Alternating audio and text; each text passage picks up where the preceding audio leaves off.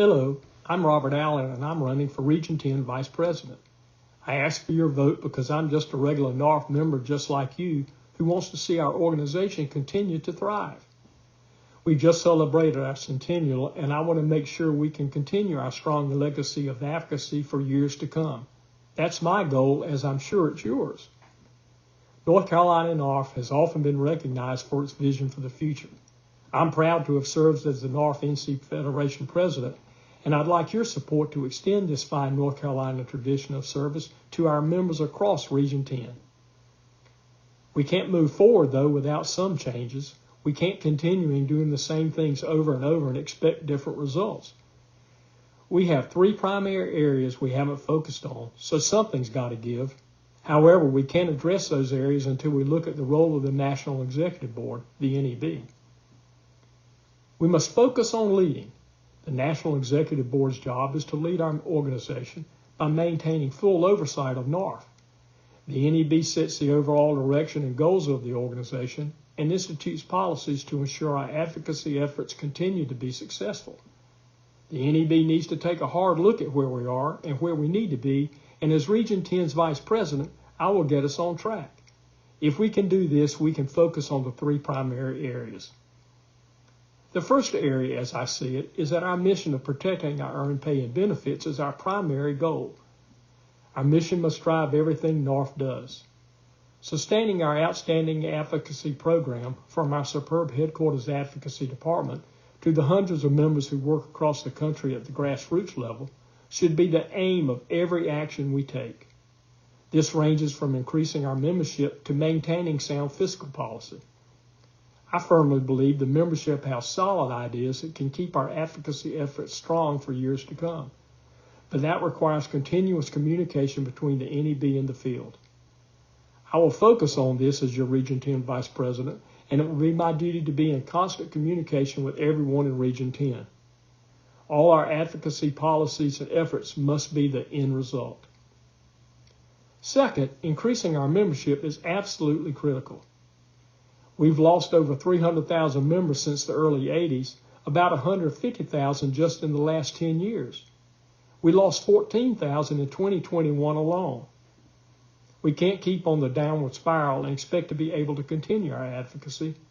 As they say, there's strength in numbers. Legislators look at numbers, and the larger the NARF members total is, the more likely our members of Congress will pay attention. So how do we fix this? We need policies and programs that focus on recruiting new members, keeping the ones currently on the rolls, and reinstating those we've lost. For active employees, that means focusing on benefits questions while they're still working. Even more important, though, is focusing on those who are within 5 years of retirement. Those folks are much more concerned about their benefits going forward. Having said that, we can't leave out retired feds who have been out of government for some time. They've been missing out on what NARF can do for them. As for keeping our current members on the rolls, we need to find out what keeps them being members and make sure we don't lose sight of that. Regarding reinstating lost members, we need to find out why they left. I suspect many just failed to renew, but we don't know for sure. The NEB has to lead the way in getting hold of those lapsed members and woo them back. To do all this, we need the policies and programs in place that will accomplish this effort, but those policies and programs must be smart and well thought out. We already have a renewed focus on membership at headquarters using FedHub as a primary tool. The NEB must lead the way, though, in seeking out other and new initiatives. That's why I believe we need your input, because NARF members have great ideas the NEB should channel. I'll be sure to stay in touch with you as we move ahead. A final area we need to deal with is our governance and structure.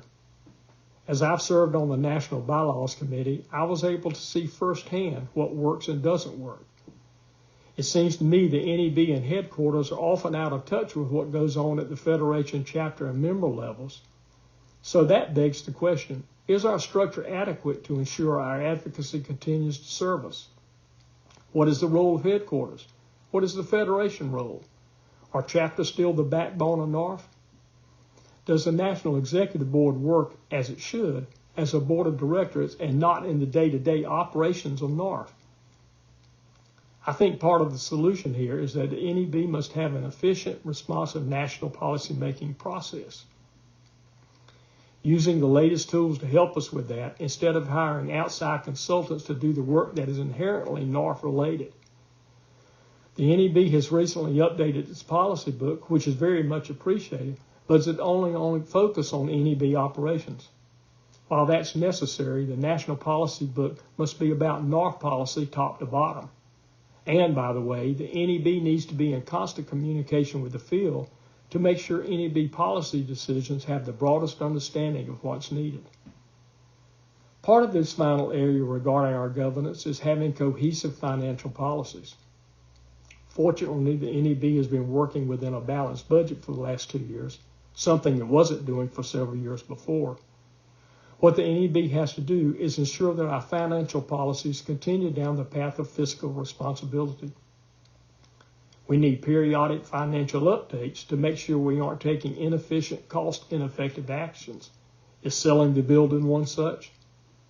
After all, it's your money, both in the dues you pay and the investments we make, not to mention the revenue we generate through our partnerships. The NEB needs to reassert its role as NARF's governing body. I will do my best to keep the NEB focused on our mission of protecting our earned pay and benefits by focusing on our membership, our policies, and our finances. But I need your help. A vote for me is a vote for NARF and you. For more information, go to www.robertforregionx.org. Thank you very much for watching today.